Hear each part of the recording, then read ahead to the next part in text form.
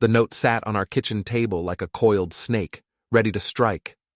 I'd written it 3 hours ago, my hand steady despite the rage burning through my chest.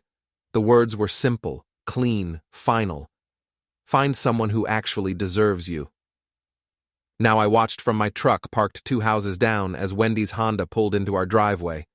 My wife of 7 years climbed out, her yoga mat tucked under one arm, her face glowing with what she probably thought was enlightenment. She wore those ridiculous flowing pants she'd bought last month, the ones that cost $200 because some guru in California supposedly blessed the fabric. She tried the front door. Locked. I saw her confusion even from this distance. She dug through her purse for keys that wouldn't work anymore because I'd changed the locks an hour ago. Finally, she spotted the note through the window, pressed against the glass where she couldn't miss it. I watched her read it. Once. Twice. Her mouth opened. Even from here, I could see her hands shaking. My phone buzzed, Wendy calling. I declined it and started the truck. This was just the beginning. It had started 6 weeks earlier, in the office of someone who called herself a spiritual life consultant. The woman's name was Crystal, of course it was, and her credentials consisted of a blog with 40,000 followers and a certificate from some online course. But Wendy had insisted we see her. Not a real therapist, not a marriage counselor with actual degrees. Crystal, who burned sage and talked about energy alignment. Walter, Wendy had said that day, her voice dripping with practiced patience. You need to open yourself to new possibilities. You're so closed off, so rigid. I was rigid because I worked 60 hours a week as an insurance adjuster, so we could afford the mortgage on our 3-bedroom colonial in the suburbs of Columbus. I was rigid because someone had to be, while Wendy spent our money on tarot card readings and meditation retreats. Crystal's office smelled like incense and desperation. Tapestries covered the walls, hiding the cheap paneling underneath. A small fountain burbled in the corner, the kind you could buy at any garden center for $30. Welcome, welcome, Crystal said, her arms spread wide like she was greeting prophets instead of a burned-out insurance adjuster and his increasingly unhinged wife. Please, sit. Let the energy of this space embrace you. I sat on a floor cushion that had seen better days. Wendy folded herself into some complicated yoga position, her eyes already half closed, ready to absorb whatever nonsense Crystal was about to spout. Walter, Crystal began, fixing me with what she probably thought was a penetrating stare. Wendy tells me you're resistant to her spiritual journey. I'm resistant to spending $300 on crystals that do nothing, I said. Wendy's eyes snapped open. See? This is exactly what I'm talking about. He doesn't support my growth. Growth, I repeated. You've been to 4 different retreats in 3 months. You bought a singing bowl that cost more than our car payment. You won't eat anything unless Mercury is in the right position or whatever. Mercury retrograde is a real phenomenon, Wendy said, her voice rising. Just because you can't see beyond your spreadsheets and your boring job doesn't mean there isn't more to life. Crystal held up her hands, rings glinting on every finger. Let's breathe through this conflict. Walter, can you tell me why you're so threatened by Wendy's evolution? I'm not threatened. I'm tired. Tired of what?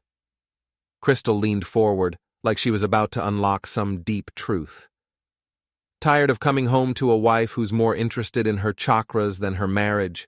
Tired of working overtime so she can go to some weekend retreat where she learns to commune with her inner goddess or whatever. Tired of being treated like I'm the problem because I live in reality. Wendy's face flushed red. Everyone says you don't deserve a woman like me. The room went silent, except for that stupid fountain. I looked at my wife, really looked at her, and saw a stranger.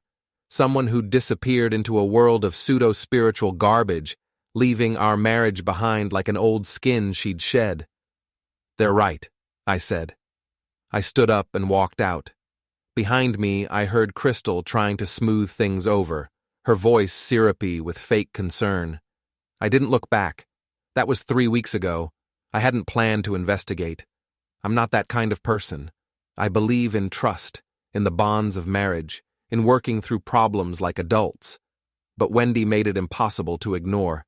She'd become obsessed with her phone, guarding it like it contained state secrets. She'd started going to more retreats, more sessions, more gatherings, always with vague explanations, always coming home smelling like sandalwood and lies. The credit card statements told their own story. Charges at hotels, restaurants in towns an hour away. A pattern emerged if you knew where to look, and after 15 years in insurance investigation, I definitely knew where to look.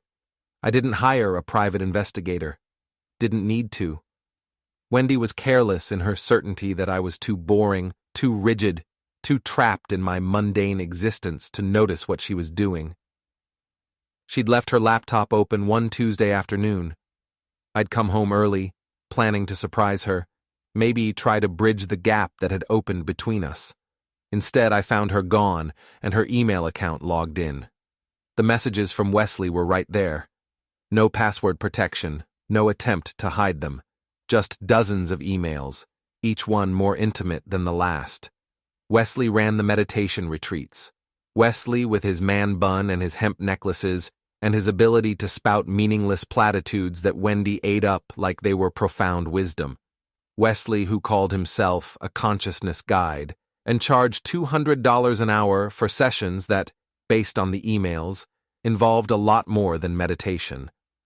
I read every single message. Each one felt like swallowing broken glass. "You understand me in ways Walter never could," Wendy had written. "He's trapped in his small life, his small thinking. You've shown me what it means to be truly alive." Wesley's responses were worse, manipulative drivel dressed up as spirituality. "Your energy is transcendent, beautiful soul. When we merge our consciousness, I feel the universe align. Walter is an anchor holding you back from your true purpose." There were photos, too. I won't describe them. Some images burn themselves into your brain, and no amount of time will erase them. I sat at that laptop for 2 hours, reading everything, documenting everything, taking screenshots, backing up files. My hands were steady. My breathing was calm. Inside, something had broken, but I didn't let it show. Not yet. Wendy came home around 7, glowing from whatever session she'd been to. "Hey," she said, breezing past me toward the kitchen. "Crystal recommended this amazing new tea blend. It's supposed to help with masculine energy blockages." "That's great," I said. She didn't notice anything wrong, didn't see that I'd found her out. She was too wrapped up in her fantasy world to notice reality anymore. I ordered pizza that night. We ate in silence, Wendy scrolling through her phone, probably texting Wesley, probably planning their next encounter. "I'm going to another retreat this weekend," she announced, not looking up. "Wesley is leading a special session on tantric meditation." "Sounds enlightening," I said. She glanced at me, surprised by my easy acceptance. "Really? You're okay with it?" "Why wouldn't I be? You found something that makes you happy." Her smile was brilliant, relieved. "Thank you, Walter. This means so much. Maybe you're finally opening up." "Maybe," I said. That night, after she fell asleep, I started planning. Revenge isn't something that comes naturally to me. I'm a methodical person. An insurance adjuster's job is to investigate, to gather facts, to make rational decisions based on evidence. Emotion clouds judgment. Anger leads to mistakes. So I didn't let myself be angry. Not visibly. Not in any way that would tip my hand. I went to work every day, came home, had dinner with Wendy, listened to her talk about energy fields and spiritual awakenings and how Wesley was helping her discover her authentic self. I nodded in all the right places, asked appropriate questions, played the role of the gradually enlightening husband. "You seem different," Wendy said one evening, studying me across the dinner table. "More open." "Maybe your spiritual journey is rubbing off on me," I said. She beamed. "I knew you'd come around. Wesley says that sometimes the most resistant souls just need time to shed their ego attachments." "Wesley sounds wise," I said, and I meant it. You had to be wise, in a twisted way, to manipulate people so effectively, to build an entire business model around exploiting vulnerable, searching people like my wife. I'd done my research on Wesley. His real name was Wesley Patterson, age 34, originally from Portland. He'd moved to Columbus 3 years ago and immediately set up his spiritual consulting business. Before that, he'd been a personal trainer, and before that, a salesman for a pyramid scheme selling nutritional supplements. He had a type. Married women in their 30s and 40s, usually with husbands who worked long hours. Women who felt unfulfilled, who wanted something more than suburban life could offer. He'd had at least 4 relationships in the past 2 years that I could document. All married women, all from his retreats. He was good at what he did, gave them attention, made them feel special, wrapped his manipulation in spiritual language that made it seem noble instead of sordid. Wendy wasn't his first, she wouldn't be his last, unless I stopped him. The meditation event in Goodale Park was Wesley's biggest production yet. He'd been promoting it for weeks, calling it a collective awakening. 500 people were expected. There would be live music, guided meditation, and a visual component. Projected images meant to enhance the meditative experience. Wesley had hired a local production company to handle the technical side. I knew this because I'd made it my business to know everything about this event. The production company was small, just 3 guys who mostly did weddings and corporate presentations. Their security was laughable. Their file-sharing system was cloud-based and protected by passwords that took me less than an hour to crack. I'm not a hacker, but I've been working with computers since the 80s, and people are predictable. The password was the owner's dog's name, plus his birth year. It took 5 tries. Once I was in their system, I could see all the files for Wesley's event, the schedule, the image playlist, the technical specifications. I downloaded everything, studied it, learned exactly how the projection system worked, when each image would appear, how long the transitions lasted. Then I created my own presentation file. The first 9 minutes would be identical to Wesley's original vision. Peaceful landscapes, cosmic imagery, abstract patterns designed to lull people into a meditative state. The 10th minute would be different. I had 53 photos of Wendy and Wesley together. I'd found them on her laptop, hidden in a folder labeled Yoga Sequences. They ranged from intimate embraces to explicit acts. Some were taken at hotels, others at Wesley's apartment. A few were selfies they'd taken together, smiling like they'd discovered something precious. I selected the 20 most damning images, arranged them in a slideshow, added captions with dates and locations, made sure everything was clear, unmistakable, impossible to explain away. Then I waited for the perfect moment to upload my version. Wendy left for her tantric meditation retreat on Friday afternoon. She'd packed a bag, kissed me on the cheek, and driven away without a backwards glance. I knew she wasn't going to any retreat. I knew she was going to Wesley's apartment on the north side, the one he rented under his business name. I knew they'd spend the weekend together, probably not leaving the bedroom much. Wesley filling her head with more spiritual nonsense while he used her. I didn't follow them. Didn't need to. I had everything I needed already. Instead, I spent Friday evening at the office of a lawyer named Patricia Simmons. She specialized in divorce cases, came highly recommended, and didn't waste time with sympathy or judgment. I have documentation of the affair, I said, sliding a folder across her desk. Financial records showing how much marital money has been spent on these retreats, screenshots of explicit communications, photographs. She reviewed everything with the practiced eye of someone who'd seen it all before. This is thorough, very thorough. Ohio is a no-fault divorce state, but this level of documentation will definitely help with asset division. I want the house, I said. She can have her car and her clothes. Everything else I want to keep. Given the evidence of infidelity and financial irresponsibility, that's reasonable. We'll file on Monday. I'll have the papers drawn up this weekend. I need them ready by Tuesday. She raised an eyebrow. That's very fast. I have my reasons. I'm sure you do. She closed the folder. Mr. Turner, I have to ask, are you planning anything that might complicate these proceedings? I'm planning to let the truth come out, I said. Is that a problem? As long as the truth doesn't involve anything illegal, no. Nothing illegal, I promised. Saturday morning, I drove past Wesley's apartment. Wendy's Honda was parked in the guest spot. I took a photo, added it to my collection, and drove on. That afternoon, I went to Goodale Park and walked the event space. They were already setting up. The projection screen was massive, 20 feet tall and 30 feet wide, positioned at the north end of the field.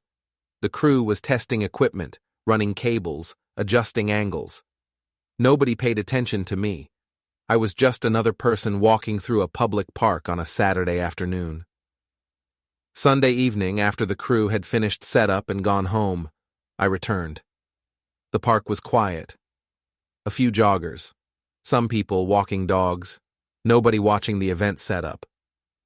I'd brought my laptop, sat on a bench 50 yards from the projection equipment, connected to the production company's cloud system, and replaced their image file with mine. The file names were identical. The formats were identical. Unless someone specifically opened and reviewed every single image before the event, nobody would notice the switch.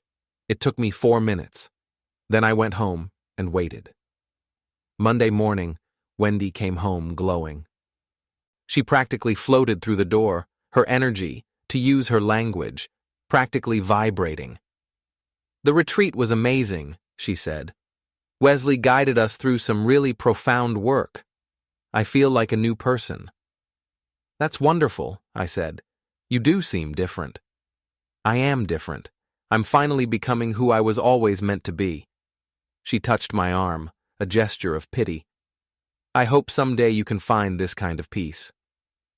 Maybe I will, I said. She showered and changed, erasing evidence of her weekend with Wesley. When she came downstairs, she was already on her phone. Wesley is doing that big meditation event tomorrow night, she said. The collective awakening. I'm definitely going. You should come. This was unexpected. You want me there? Why not? It might be good for you. Help you understand what this journey is about. She smiled. Besides, it's a big deal for Wesley.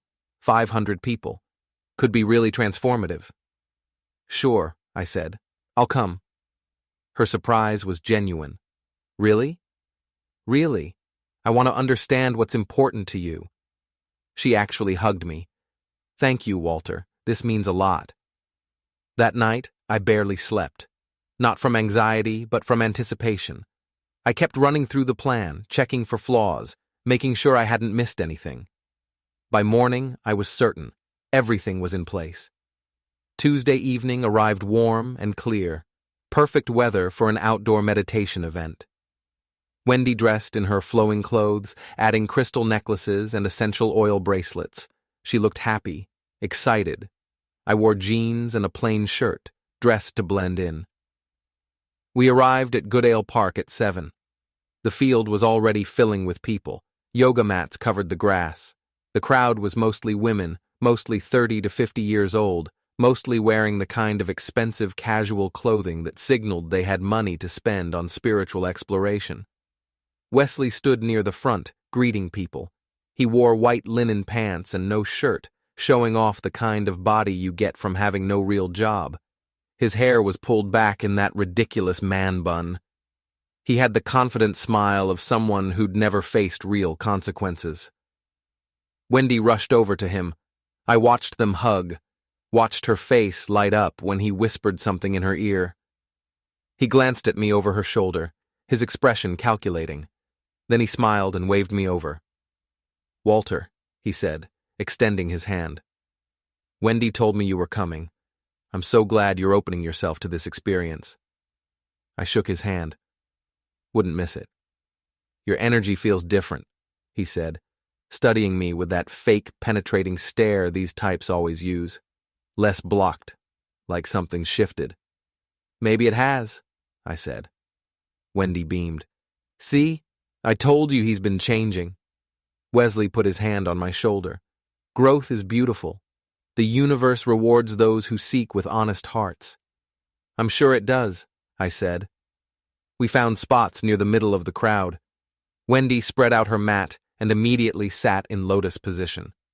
I sat cross-legged on the grass, no mat, no pretense. At 7:30, Wesley took his position at the front, a microphone in hand. "Welcome, beautiful souls," he said, his voice amplified across the field. "Thank you for joining this journey tonight. Together, we're going to elevate our collective consciousness. We're going to touch the divine. We're going to remember who we really are." The crowd murmured approval. Wendy's eyes were closed, her face serene. "As we begin, let your eyes gently close. Feel the earth beneath you. Feel the energy of hundreds of souls united in purpose. We are one. We are infinite. We are awakening." New Age music started playing, flutes and synthesizers and the sound of rain. The projection screen came to life, showing a peaceful forest scene, sunlight filtering through trees, birds in slow motion. "Breathe," Wesley intoned. "In through the nose, filling your belly. Out through the mouth, releasing what no longer serves you." I kept my eyes open. Watched the screen, watched the crowd. 500 people breathing in unison, following Wesley's instructions, trusting him completely. The images changed. Mountains at sunset, ocean waves, a spiral galaxy. Each one designed to enhance the meditative state, to make people feel small and connected and transcendent all at once. 9 minutes passed. Wesley's voice continued its rhythmic guidance. "Feel yourself expanding. Feel the boundaries between self and other dissolving. You are the universe experiencing itself. You are divine consciousness taking form." Wendy was swaying slightly, lost in the experience. Around us, people were completely absorbed. Some had tears running down their faces. The clock in my head counted down. 30 seconds, 20 seconds, 10 seconds. The image on the screen changed. The forest scene dissolved, replaced by a photograph of Wendy and Wesley. They were in bed together. The image was explicit, unmistakable. Dated just 3 days ago. For a moment, nobody reacted. People's eyes were still closed. Wesley was still talking, his eyes shut as he guided the meditation. Then someone gasped, then another. Eyes started opening across the field. The image changed again. Another photo. Wesley and Wendy kissing at a restaurant. The caption showed the date and location. A Tuesday afternoon when Wendy had told me she was at a yoga class. Wesley's voice faltered.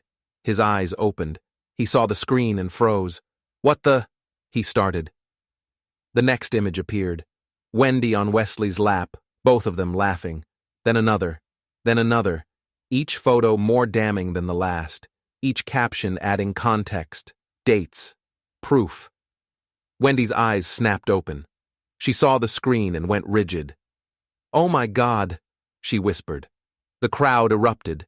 Not in anger, but in chaos. People standing up, pointing, talking.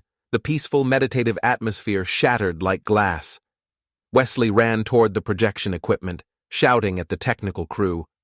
"Turn it off! Turn it off!" But the crew was just as shocked as everyone else. They fumbled with controls, but the images kept coming. 20 photos in total, each displayed for 10 seconds. A complete documentation of the affair. Wendy was on her feet, backing away from the screen like distance would make it less real. People were staring at her now, pointing, whispering. "I can explain!" Wesley was shouting into the microphone, but his voice was drowned out by the growing noise around him. No one was paying attention. The crowd, once immersed in the peaceful atmosphere of the event, was now breaking apart in confusion. People hurriedly gathered their mats, whispering urgently to each other as the reality of the situation settled in. Some were frantically recording with their phones, capturing the moment for themselves, while others shook their heads in disbelief, unable to process what they had just witnessed. Amidst the growing chaos, the technical crew swiftly turned off the power. The screen went dark, and the soft, soothing music that had been playing faded into complete silence. That silence, more deafening than the earlier disarray, seemed to stretch on forever. Wesley stood there at the front of the room, his carefully constructed persona crumbling around him. The spiritual leader who had once captivated the audience with his enlightened words was now exposed for what he truly was: a fraud. There was no more mysticism, no more guidance, just a man who had been caught in his own web of deceit. Wendy turned and saw me. I was still sitting on the grass watching her. Our eyes met, and I saw the moment she understood. Saw her realize who had orchestrated this. "You," she said. "You did this." I stood up slowly. I just let the truth come out. "You monster," she spat. "You've destroyed everything." "No," I said. "You destroyed everything. I just made sure everyone could see it." Wesley was approaching now, his face purple with rage. "Do you know what you've done? I'll sue you. I'll destroy you." "Sue me for what? Showing pictures of your affair? Pictures that exist because you took them?" I smiled. "Good luck with that." He lunged at me. I'd been expecting it. Sidestepped easily. He stumbled, catching himself before he fell. Around us, people were definitely recording now. This would be all over social media by morning. "You're insane," Wendy said. "You're a psychopath." "I'm a lot of things," I said, "but I'm not a liar. I'm not a cheater. And I'm not the one who destroyed our marriage." Security arrived then. Park officials drawn by the commotion. They separated us, asking questions nobody wanted to answer. I walked away. Nobody stopped me. Wendy called after me, her voice shrill with panic, but I didn't turn around. Behind me, her world was collapsing, the crowd dispersing, the whispers spreading, the evidence immortalized on hundreds of phones. I got in my truck and drove away. I didn't go home. The house wasn't home anymore anyway. Instead, I drove to the extended stay hotel where I'd rented a room 3 days earlier. It was clean, anonymous, perfectly adequate. My phone was exploding with messages from Wendy. I ignored them all. Around midnight, someone knocked on my door. I looked through the peephole and saw Wendy standing there, still in her meditation clothes, mascara running down her face. I opened the door. "How could you?" she said immediately. "How could you humiliate me like that? In front of everyone?" "Humiliate you?" I kept my voice level. I documented reality. If you're humiliated, it's because of what you did, not because of what I showed. You don't understand. Wesley and it's not what it looked like. It looked like an affair, which is exactly what it was. She pushed past me into the room. "You're supposed to fight for us. You're supposed to work on our marriage, not destroy it." Our marriage was already destroyed. You destroyed it months ago. I just stopped pretending everything was fine. I made mistakes, okay? But what you did— She shook her head. "That was cruel. That was vindictive." "Yes," I said. "It was." She stared at me like she'd never seen me before. "You've changed." "No. I just stopped being the person you could ignore, the person you could take for granted while you found yourself or discovered your truth, or whatever other garbage you used to justify sleeping with your spiritual guide. It wasn't like that. Wesley understands me. He sees me. He sees a mark," I said. "You're not special to him, Wendy. You're not his soulmate or his twin flame or whatever he told you. You're just another married woman he manipulated into bed." "That's not true." "He's done this before. At least 4 times that I could find. Always married women, always the same pattern. The special attention, the spiritual connection, the affair, then on to the next one when it gets complicated." Her face went pale. "You're lying." "I'm really not." I pulled out my phone, showed her the documentation I'd compiled. Names, dates, screenshots of conversations with Wesley's previous targets, women who'd realized too late what he really was. She read through it, her hands shaking, When she looked up, something had broken in her expression. He told me I was different. They all think they're different. She sat down heavily on the bed. What happens now? Now you find somewhere else to stay. The house is mine. My lawyer will be in touch about the divorce papers. Divorce? She looked up, shocked. Walter, we can work through this. We can— No, I said. We can't. This isn't about forgiveness or second chances. This is about the fact that you checked out of our marriage months ago. You just wanted me to keep playing my role while you lived your fantasy. I love you. You love security. You love having someone to pay the bills while you explore your spirituality. But you don't love me. If you did, none of this would have happened. She started crying. Real tears this time, not the manipulative kind. Where am I supposed to go? I don't know. Maybe Wesley will take you in. Maybe you'll find another guru to follow. But it's not my problem anymore. She stood up, wiping her eyes. Everyone will know. Everyone will talk. Yes, I said. They will. You've ruined my life. You ruined your own life. I just made sure you couldn't hide from it. She walked to the door, then turned back. I hope you're happy. I'm not happy, I said honestly. But I'm free, and that's enough. She left. I locked the door behind her and sat in the silence of the hotel room. My phone buzzed. A text from an unknown number. I opened it. This is Wesley. You've made a powerful enemy. Watch your back. I deleted the message and blocked the number. Wesley was finished. By tomorrow, everyone would know what he really was. His business would collapse. His reputation would be destroyed. He'd probably leave town within a month. That was my revenge on him. No aggression, no confrontation, just exposure. Letting the truth unravel the lies until all that was left were the remnants of what once seemed real. Wednesday morning, I went to work like normal.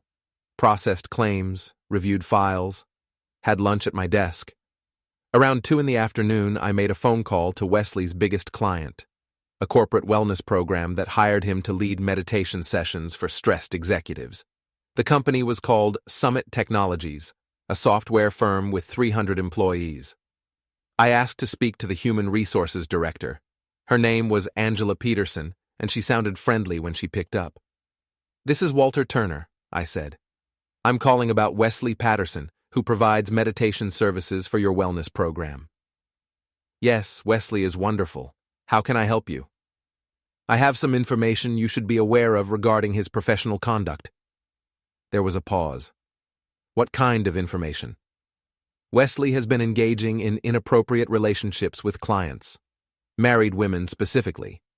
He uses his position as a spiritual guide to manipulate vulnerable people into affairs. That's a serious accusation. I have documentation, screenshots of conversations, testimonials from multiple women, photographs. I can send everything to you if you'd like to review it before making any decisions about his continued employment. Another pause. Send me what you have. I'll review it with our legal team. I emailed her everything. The same package I'd shown Patricia Simmons, the same evidence that proved Wesley was a predator hiding behind spiritual language. By Thursday morning, Wesley's contract with Summit Technologies had been terminated. By Friday, 2 other companies had also cut ties with him.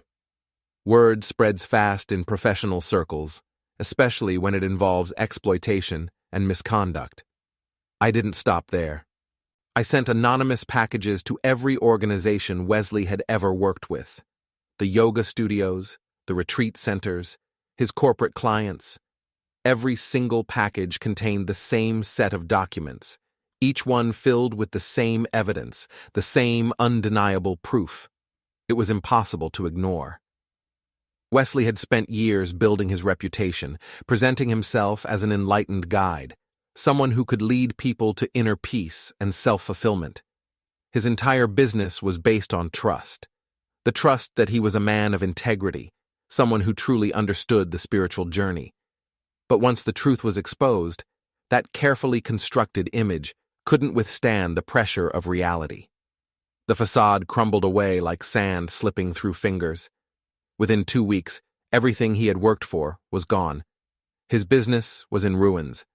His website went dark, his social media accounts vanished, leaving nothing behind but empty profiles. The man who had once been hailed as a consciousness guide was now an afterthought, erased from the minds of those who had once looked to him for guidance. The divorce was finalized in just 6 weeks. Wendy didn't contest a single thing. She couldn't. How could she, with the mountain of evidence I had on her? It was over before she even had a chance to fight. I walked away with the house. She took her car and half of our savings account, though that didn't amount to much, considering how much she had already spent on her so-called spiritual journey. Patricia Simmons made sure the settlement was fair but firm. "You could have taken more from her," Patricia remarked, as we sat together for our final meeting, her voice calm but thoughtful. "I don't want more," I replied, feeling a strange sense of relief. "I just want it to be over." She gave a nod of understanding. "It's over," she confirmed, sliding the final papers across her desk to me. "You're officially divorced." I signed my name where she indicated, my hand steady and unwavering as I put the final mark on the end of it all. That evening, I walked through the house room by room, taking in every detail. It was mine now, completely mine. Every trace of Wendy had been removed, her clothes, her crystals, her tarot cards. Everything was gone, packed away weeks ago. I had repainted the bedroom, changed the locks once again. The space had shifted from being ours to being only mine. And for the first time in a long while, it felt right. 3 months after the meditation event, I was having coffee at a shop downtown when someone sat across from me. It was a woman in her 40s, professionally dressed, with kind eyes and a cautious smile. "You're Walter Turner," she said. "I am." "I'm Jennifer," she introduced herself, her voice calm, but with an underlying weight. "I was one of the women you reached out to, one of Wesley's previous targets." I recognized her name from my research. Jennifer had been involved with Wesley 2 years ago. I recalled that the affair had ended badly when her husband discovered what had been going on behind his back. She paused for a moment, as if weighing her words carefully, then added, "I just wanted to thank you. What you did at that meditation event, exposing him like that, helped me in ways I can't even explain. It gave me closure, something I hadn't had before. I needed to know I wasn't imagining things, that he had done this to other women, just like he did to me." "I'm sorry you had to go through that," I responded, my voice soft with empathy. She nodded, her expression a mix of sorrow and relief. "So am I," she said, her tone steady but tinged with emotion. "But in a way, I'm also grateful. Because if you hadn't stopped him, he would have just kept going, manipulating and hurting people. I knew it wouldn't end unless someone exposed him for who he really was." We ended up talking for a while, the conversation flowing more easily than I had expected. She shared her personal experience with Wesley, how he had approached her when she was at one of the lowest points in her life, emotionally and mentally. After her mother's passing, Jennifer had been struggling, vulnerable, and Wesley had found his way into her life with ease. He had made her feel seen, special, and understood, things she hadn't felt in a long time. But as their relationship continued, the cracks started to show. The affair almost tore apart her marriage, and it wasn't until much later, when she began to piece everything together, that she realized the man she had fallen for wasn't who he had pretended to be.